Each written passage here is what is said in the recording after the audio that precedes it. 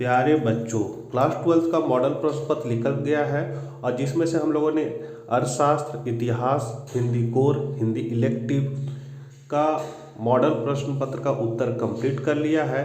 भूगोल में हम लोगों ने ऑब्जेक्टिव कर लिया है। इस वीडियो में हम लोग सब्जेक्टिव प्रश्नों के उत्तर को देखेंगे। देर न करते हुए आपसे रिक्वेस्ट है कि चैनल पर पहली बार है तो जरूर सब्सक्राइब कर ले, घंटी के आइकन को दबाकर ऑल नोटिफिकेशन ऑन कर ले और साथ ही मित्रों को यह वीडियो जरूर शेयर करें। तो चलिए हम लोग आज कुछ नया सीखते हैं।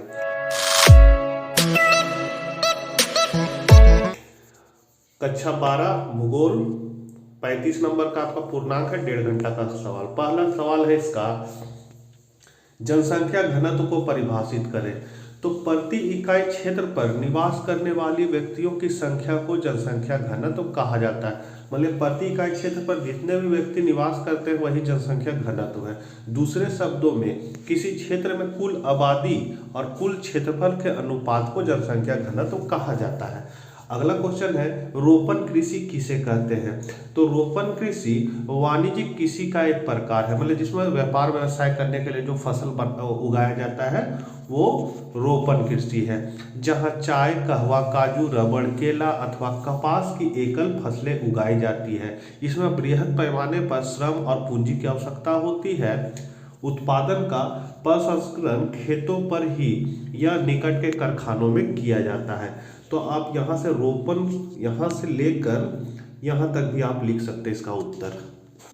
अगला क्वेश्चन है, सशक्तिकरण का अर्थ क्या है। तो सशक्तिकरण का अर्थ एक ऐसी प्रक्रिया है जिसके तहत शक्तिहीन लोगों को अपने जीवन की परिस्थितियों को नियंत्रित करने के बेहतर मौके मिल जाते हैं। मतलब अपनी परिस्थिति को सुधारने का मौका मिल जाता है, उसी को हम लोग सशक्तिकरण कहते हैं। चौथा क्वेश्चन है, भूगर्भिक जल संसाधन से क्या तात्पर्य है। तो इसका आंसर है, भूगर्भिक जल धरती की सतह के नीचे चट्टानों के कणों के बीच के अंतरकाश या रंध्राकाश में मौजूद जल को कहते हैं। मतलब पत्थरों के बीच में जो जमीन के नीचे पत्थरों के बीच में जो पानी पाया जाता है वही है भूगर्भिक जल। अगला है, मानव भूगोल क्या है। तो भूगोल की प्रमुख शाखा है, मतलब मानव भूगोल क्या है, तो भूगोल की एक प्रमुख शाखा है जिसके अंतर्गत मानव की उत्पत्ति से लेकर वर्तमान समय तक उसके पर्यावरण के साथ संबंधों का अध्ययन किया जाता है। अगला क्वेश्चन है, निजीकरण से आप क्या समझते हैं। तो निजीकरण का अभिप्राय निजी क्षेत्र द्वारा सार्वजनिक क्षेत्र के उद्यमों पर पूर्ण रूप से या आंशिक रूप से स्वामित्व प्राप्त करना तथा उनका प्रबंध करना है। आर्थिक सुधारों के अंतर्गत भारत सरकार में सन 1991 से निजीकरण की नीति अपनाई गई। मतलब प्राइवेट क्षेत्र सरकारी क्षेत्र आपस में मिल के काम करेंगे तो वही निजीकरण कहलाएगा। अगला है, मनुष्य की मूलभूत आवश्यकताएं क्या है। तो हम लोग सभी जानते हैं रोटी, कपड़ा और मकान। तो यही मनुष्य की मूलभूत आवश्यकताएं है, रोटी, कपड़ा और मकान। मतलब लिखना आपको है, भोजन, वस्त्र तथा आवास मानव की 3 मूलभूत आवश्यकताएं हैं। अगला है, मानव विकास की 3 सूचकांकों का वर्णन करें। तो मानव विकास सूचकांक है आपका जीवन प्रत्याशा, शिक्षा और आय सूचकांकों का एक संयुक्त सांख्यिकीय सूचकांक है जिसे मानव विकास के 3 आधार पर तैयार किया जाता है। इसे अर्थशास्त्री महबूब उल हक द्वारा तैयार किया गया था, जिसका 1990 में अर्थशास्त्री अमर्त्य सेन द्वारा समर्थन किया गया और संयुक्त राष्ट्र विकास कार्यक्रम द्वारा प्रकाशित किया गया। तो पहला है शिक्षा सूचकांक। मतलब मानव विकास को हम लोग किस पैमाने पर मापते हैं वही है मानव विकास सूचकांक। तो है पहला शिक्षा सूचकांक। इसके लिए सर्वप्रथम वयस्क सूचकांकों को अस्तित्व में लाया जाता है, तत्पश्चात संयुक्त संपूर्ण नामांकन अनुपात ज्ञात किया जाता है, फिर दोनों की मदद से शिक्षा सूचकांक को अस्तित्व में लाया जाता है। दूसरा है जीवन प्रत्याशा सूचकांक। जीवन प्रत्याशा मतलब कितना दिन तक आदमी जिंदा रहता है। तो यह सूचकांक जन्म के समय सापेक्ष जीवन प्रत्याशा की माप करता है। यदि इस सूचकांक में बढ़ोतरी होती है तो वह ज्ञात होता है कि जीवन प्रत्याशा पहले से बढ़ी हुई है। फिर है सकल घरेलू उत्पाद सूचकांक। तो किसी देश की घरेलू सीमा के अंतर्गत एक साल में उत्पादित, एक साल मतलब हो गया आपका 1 अप्रैल से 31 मार्च, सभी वस्तु और सेवाओं के मौद्रिक मूल्य को सकल घरेलू उत्पाद कहते हैं। इसकी गणना प्रति व्यक्ति आय के आधार पर की जाती है। 9वां नंबर क्वेश्चन है, जनसंख्या परिवर्तन के 3 घटकों के नाम लिखे। तो जनसंख्या परिवर्तन के 3 घटक है, जन्म दर, मृत्यु दर तथा प्रवास। तो पहला जन्म दर है। जन्म दर को प्रति 1000 स्त्रियों पर जन्मे जीवित बच्चों की गणना नियमानुसार करके, मतलब इसकी गणना है सो हम लोग एक सूत्र के आधार पर कर सकते हैं। तो किसी वर्ष विशेष में जीवित जन्मे बच्चों की संख्या, क्या होगा, जन्म दर बराबर हो गया किसी वर्ष विशेष में जीवित जन्मे बच्चों की संख्या बट्टा उस क्षेत्र विशेष में वर्ष के मध्य में कुल जनसंख्या गुने 1000। ये वाला लाइन नहीं होगा बच्चों, ये लाइन को नहीं लिखना है, ये लाइन को काट देना है, ये लाइन आपका नहीं होगा। फिर आगे हम लोग बढ़ते हैं। ख है मृत्यु दर। तो किसी क्षेत्र विशेष में किसी वर्ष विशेष के दौरान प्रति 1000 जनसंख्या पर मृतकों की संख्या को नियमानुसार गणना करके ज्ञात करते हैं। तो मृत्यु दर बराबर हो जाएगा किसी वर्ष विशेष में मृतकों की संख्या बट्टा उस वर्ष के मध्य में उस क्षेत्र की अनुमानित जनसंख्या गुने 1000। तीसरा है प्रवास। तो प्रवास मनुष्य और संसाधनों के बीच बेहतर संतुलित स्थापित करने की दिशा में उठाया गया कदम है। इसके अंतर्गत लोग प्रतिकर्ष कारकों के कारण एक स्थान को छोड़ देते तथा अपकर्ष कारकों के कारण दूसरे स्थान पर जाकर बस जाते। इस तरह दोनों स्थानों की जनसंख्या में परिवर्तन होता है। अब 10वां नंबर क्वेश्चन है, सड़क परिवहन रेल परिवहन की तुलना में किस प्रकार सुगम है। तो भारत में सड़कों के जाल को आज दुनिया के विशाल सड़क नेटवर्कों में से एक माना जाता है। भारत में कुल 23 लाख किलोमीटर सड़क है। रेल की तुलना में सड़कें निर्माण और रख रखाव के मामले में बेहतर होती है। रेल परिवहन की तुलना में सड़क परिवहन का महत्व बढ़ने के कुछ कारण निम्नलिखित है। पहला है, रेल की तुलना में सड़कें बनाने की लागत कम पड़ती है। दूसरा, सड़कें ऊबड़ खाबड़ और विभिन्न भूभागों पर भी बनाई जा सकती है। तीसरा है, अधिक ढाल वाले क्षेत्रों और पहाड़ियों पर भी आसानी से सड़कों का निर्माण किया जा सकता है। चौथा है, कम लोगों तथा कम सामान को छोटी दूरी तक पहुंचाने के लिए सड़क मार्ग से जाने से कम खर्चा पड़ता है। पांचवा है, घर घर तक सामान और सेवाएं पहुंचाना सड़कों के कारण संभव हो पाता है। और लास्ट पॉइंट है, सड़क परिवहन से परिवहन के अन्य साधनों तक कड़ी का काम किया जाता है। तो पॉइंट बाय पॉइंट लिखेंगे तो नंबर अच्छा आएगा। 11 नंबर क्वेश्चन है, भारतीय कृषि की विशेषताओं का वर्णन करें। तो भारतीय कृषि की बात करें तो भारत में कृषि का एक विशेष स्थान है। भारत में कृषि प्रमुख रूप से की जाती है। यहाँ की कृषि संपूर्ण देश में अधिक से अधिक भाग यानी कि लगभग 80% हिस्से में की जाती है, जहाँ खाद्यान्न फसलों का उत्पादन ज़्यादातर किया जाता है। विचारणीय स्थिति यह है कि भारत में कृषि की प्रधानता होने के बावजूद यहाँ की कृषि अपने पिछड़ेपन को दर्शाती है। तो भारत कृषि की प्रमुख विशेषता क्या है। तो पहला है, मानसून पर निर्भरता। तो भारत में लगभग 70% भाग में मानसून के सहारे ही कृषि की जाती है। प्रायः देखा जाता है कि यदि वर्षा सही समय पर हो जाए तो उत्पादन भरपूर हो जाता है, अन्यथा खाद्यान्न संकट की स्थिति आ जाती है। दूसरा है, जीविका का साधन। तो भारतीय कृषि व्यावसायिक ना होकर जीविका के साधन के रूप में ज़्यादा प्रचलित है। करोड़ों कृषकों के जीवन का साधन सिर्फ कृषि है। करोड़ों कृषक मजदूरी सिर्फ कृषि को ही अपने पेट पालने का आधार बनाए हुए। तीसरा है, खाद्यान्न फसलों की प्रमुखता। तो खाद्यान्न फसलों की आवश्यकता जनसंख्या बढ़ने के कारण बढ़ गई है, अतः इतनी विशालतम जनसंख्या के लिए अनाज जुटाना अत्यंत आवश्यक हो जाता है। अतः लगभग 75% भाग पर मुख्य रूप से खाद्यान्न फसलें जैसे गेहूं, चावल, चना आदि उगाए जाते हैं तथा शेष भाग पर व्यापारिक फसलें जैसे जूट, कपास आदि उगाई जाती है। चौथा है, क्षेत्रीय विविधताएं। तो भारतीय कृषि की यह भी एक खासियत है कि यहाँ अलग अलग क्षेत्रों में जलवायु व मिट्टी की विविधता पाई जाती है। भिन्न भिन्न क्षेत्रों में भूमि की उत्पादकता, सिंचाई सुविधाएं, भूधारण व्यवस्था आदि में अंतर होने के कारण उत्पादकता का स्तर भी भिन्न भिन्न होता है। फलस्वरूप भारतीय कृषि में क्षेत्रीय असमानताएं पाई जाती है।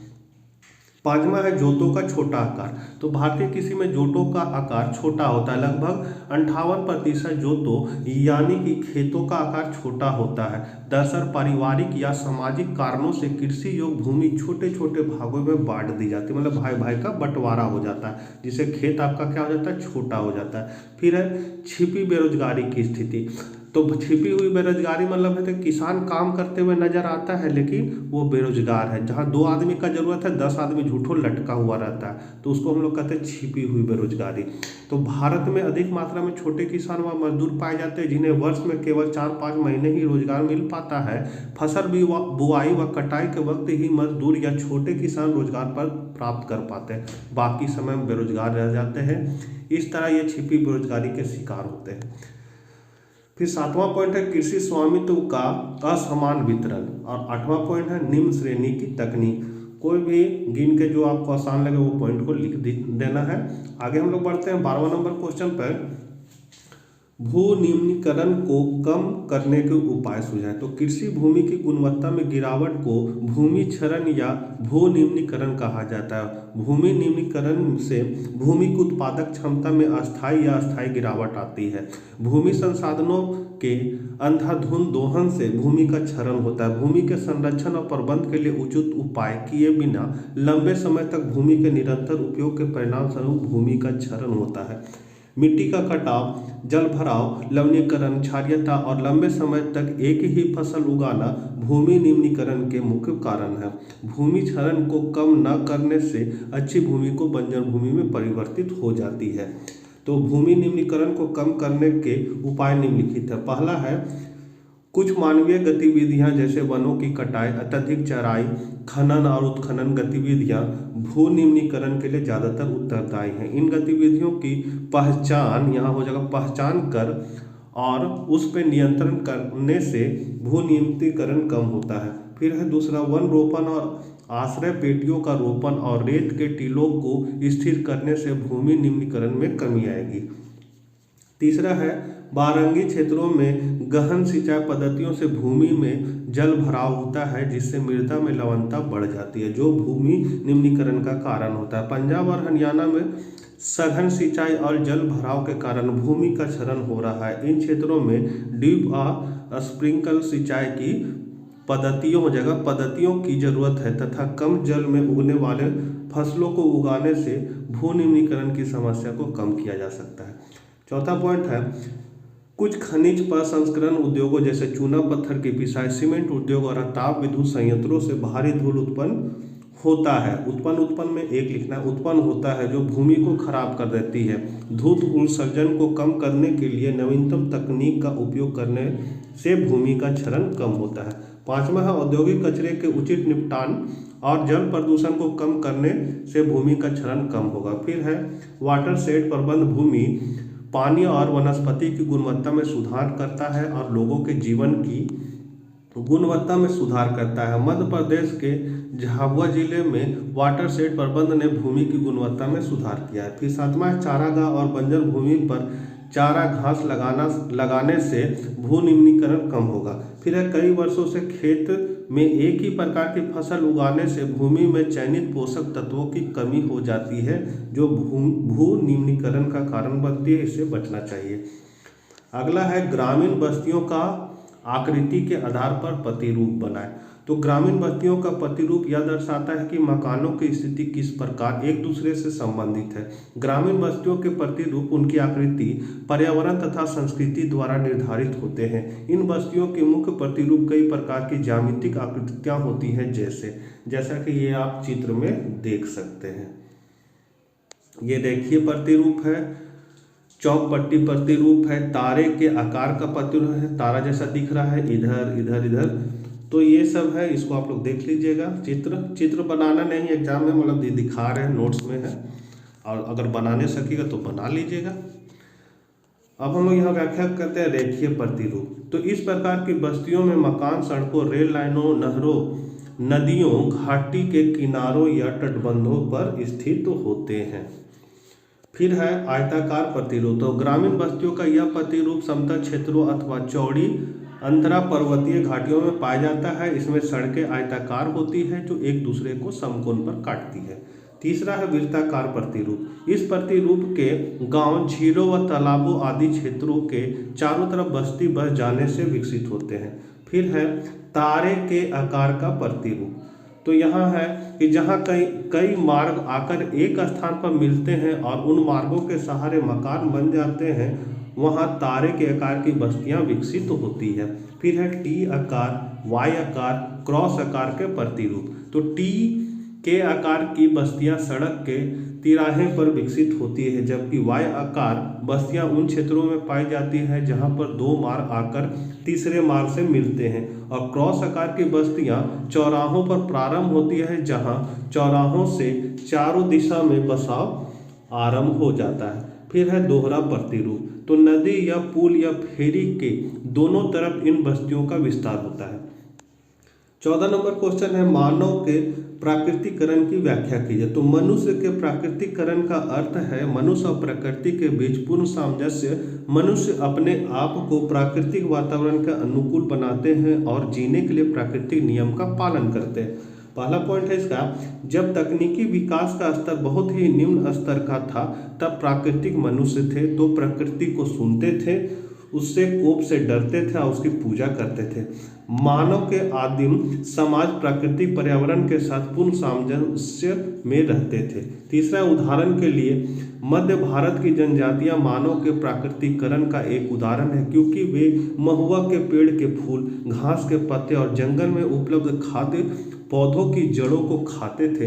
वे पलाश और साल के पेड़ों को आश्रय के लिए इस्तेमाल करते थे। उन्होंने बीमारी को दूर करने के लिए वहां उपलब्ध जड़ी बूटियों का इस्तेमाल किया। वे उनके प्रति इतने दयालु होने के लिए प्रकृति मतलब जंगल की पूजा करते हैं। 15 नंबर क्वेश्चन है, विश्व में जनसंख्या वितरण को प्रभावित करने वाले प्रमुख कारकों का वर्णन करें। तो मनुष्य उन स्थानों पर रहना चाहता है जहां का वातावरण उसके अनुकूल हो, जहां उसे सारी सुख सुविधाएं प्राप्त हो सके। तो वितरण को प्रभावित करने वाले कारक, पहला पॉइंट हम लोग बांटेंगे, जनसंख्या के वितरण और घनत्व को प्रभावित करने वाले प्राकृतिक कारक निम्नलिखित हैं। तो पहला पॉइंट है मृदा। तो मृदा, यहाँ हो जाएगा मृदा का उपजाऊ मृदा में जनसंख्या अधिक होती है, क्योंकि उपजाऊ मिट्टी कृषि के लिए प्रमुख आधार मानी जाती है। फिर है धरातल। तो जनसंख्या वितरण को प्रभावित करने में धरातल का भी प्रमुख योगदान है, क्योंकि धरातल की दशाएं मनुष्य के जीवन यापन पर असर डालती है। जैसे मैदानी भागों में जनसंख्या अधिक होती है और पहाड़ी भागों में जनसंख्या कम होती है।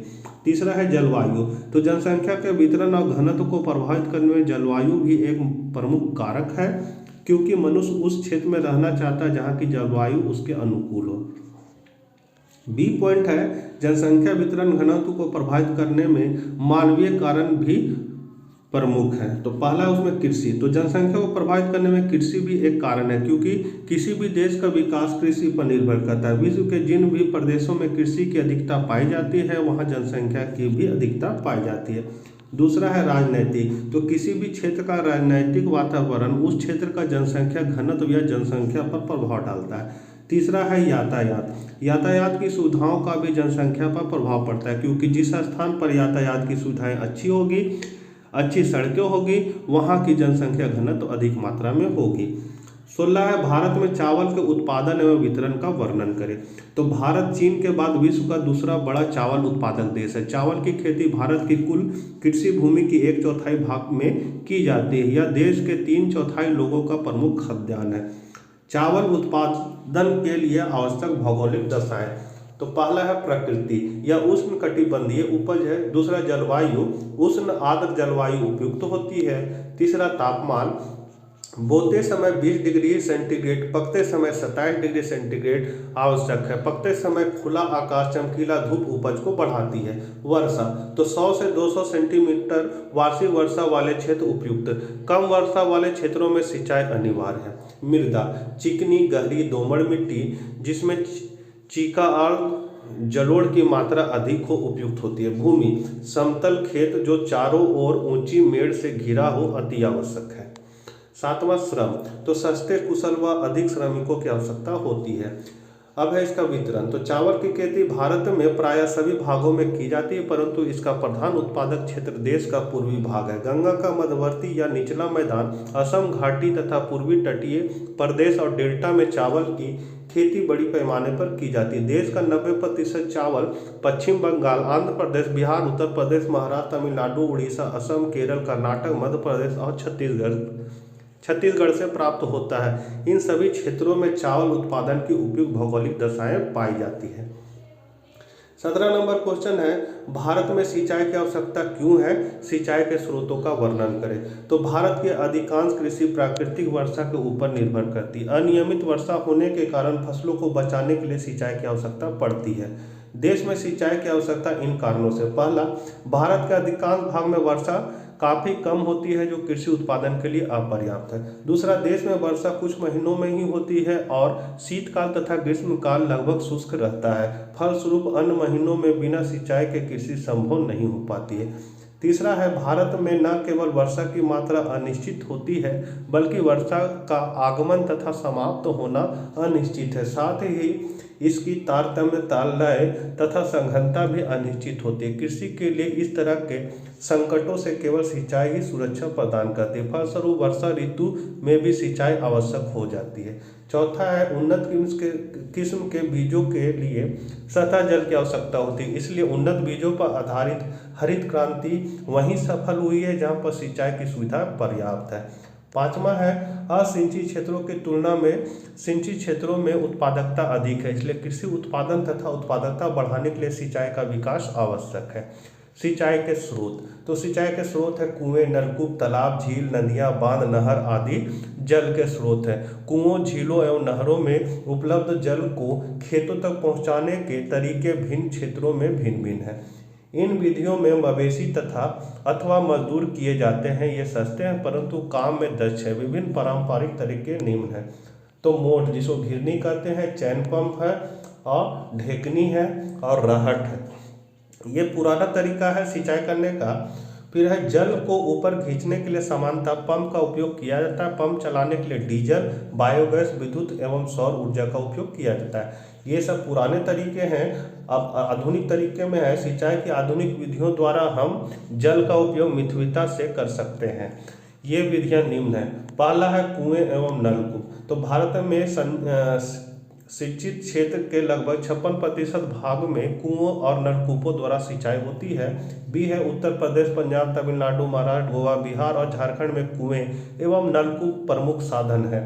सी है, हरियाणा, महाराष्ट्र, बिहार, राजस्थान तथा गुजरात में भी इन साधनों का प्रयोग होता है। दूसरा है, नहर से सिंचाई। तो नहरों द्वारा सिंचाई अधिक सस्ती और आसान है। उत्तरी और मध्य भारत में नहरों द्वारा सिंचाई होती है। हमारे देश में कुल संचित क्षेत्र का लगभग 31% से अधिक भाग नहरों द्वारा ही सिंचित है। फिर है, नहरों द्वारा सिंचाई के संचित क्षेत्र उत्तरी भारत के मैदानी भाग, उत्तर प्रदेश तथा पंजाब, जम्मू और कश्मीर, असम, त्रिपुरा, हरियाणा, उड़ीसा, कर्नाटक, पश्चिम बंगाल, तेलंगाना, आंध्र प्रदेश तथा दक्षिण की नदियों के डेल्टा प्रदेश है। अगला है, तालाबों द्वारा सिंचाई। तो मध्य और दक्षिण भारत में जहाँ प्रायः कुएं खोदना या नहरें निकालना बहुत कठिन है, वहाँ तालाबों द्वारा सिंचाई की जाती है। कुल सिंचित भाग का लगभग 6% भाग तालाबों के पानी द्वारा सिंचित है। आंध्र प्रदेश और तमिलनाडु प्रमुख सिंचित राज्य है। कर्नाटक, पश्चिम बंगाल तथा उत्तर प्रदेश में भी तालाबों द्वारा सिंचाई की जाती है। 18 क्वेश्चन है, अंतर्राष्ट्रीय व्यापार किसी राष्ट्र के आर्थिक विकास का मापदंड होता है, व्याख्या करें। तो अंतर्राष्ट्रीय व्यापार किसी राष्ट्र के आर्थिक विकास का मापदंड होता है क्योंकि, पहला, किसी भी देश के अंतर्राष्ट्रीय व्यापार से उस देश की समृद्धि का आकलन किया जा सकता है। दूसरा, अंतर्राष्ट्रीय व्यापार के कारण कोई भी देश आर्थिक संकट का आसानी से सामना कर सकता है। उदाहरण के लिए, यदि किसी देश में अकाल की स्थिति उत्पन्न हो जाती है तो वह देश विदेशों से खाद्यान्न आयात करके अकाल का सामना कर सकता है। तीसरा है, अंतर्राष्ट्रीय व्यापार में वस्तुओं का उत्पादन सिर्फ घरेलू मांग को पूरा करने के लिए नहीं होता है बल्कि विदेशों में बेचने हेतु भी वस्तुओं का उत्पादन किया जाता है। इससे राष्ट्रीय उत्पादन में वृद्धि के कारण लोगों की आय बढ़ जाती है। ज़्यादा उत्पादन के लिए ज़्यादा मजदूरों की जरूरत होती है, फलस्वरूप रोजगार स्तर में भी वृद्धि हो जाती है। चौथा पॉइंट है, अंतर्राष्ट्रीय व्यापार देश के औद्योगिक विकास में भी सहायक होता है। उद्योगों के विकास हेतु जो साधन देश में उपलब्ध नहीं है उनका विदेशों से आयात किया जा सकता है। उदाहरण के लिए, इंग्लैंड अपने उद्योगों के लिए कच्चा माल विदेशों से आयात करता था। इसी तरह भारत में उत्पादन तकनीक का आयात करके औद्योगिक विकास किया गया है।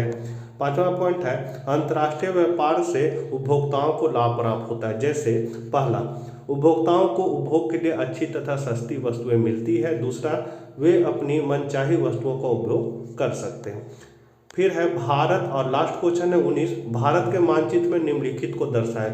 ए में है कोची, फिर है पारादीप, कोलकाता, विशाखापट्टनम और मुंबई। तो ये ग्राफ को आप लोग देख लीजिए। इस ग्राफ में हम टिक लगा दिए हैं कहाँ कौन है। यहाँ पर है सो कोलकाता है, यहाँ पर पारादीप है, यहाँ विशाखापट्टनम है, यहाँ पर मुंबई है और यहाँ पर आपका कोची है। तो इसको आप लोग देख लीजिए।